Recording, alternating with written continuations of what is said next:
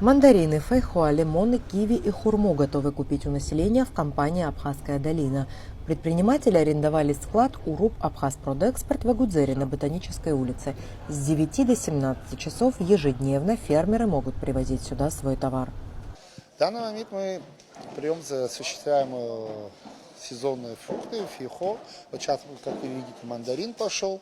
Мы дали объявление, люди, увидев объявление, сюда начинают привозить. Вот как видите, вот машины стоят, люди подвозят на эту площадку, мы их принимаем.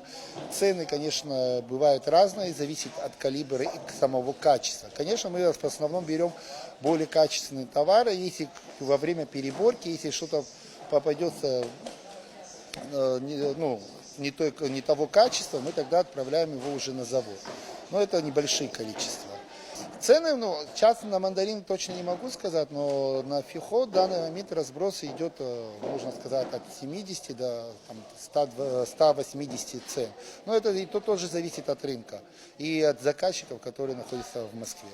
На месте ящик сразу взвешивается, и менеджеры расплачиваются с крестьянином. После этого фрукты идут на переработку. Их сортируют по качеству, размеру. За неделю работы уже переработано 40 тонн. Всего планируется принять 1000. Мы надеемся на большие объемы в этом году, как мы видим и слышим, вроде бы урожай в этом году неплохой. И люди привозят, и вроде бы людям нравится. Мы закупаем у населения, мы здесь, как я менеджер по закупам, мы организовываем переборку, его фасуем по калибрам, по качеству, какой нам заказчик дает. И после этого мы его формируем в фуру, и фура подъезжает, мы его отправляем потом в Москву. У Абхазской долины есть договоренности с крупными сетевыми гипермаркетами России. Например, вот эта партия мандарин в ближайшее время появится на прилавках «Вкусвилла». Элеонора Гилаян, Инала Гухава, Абаза ТВ.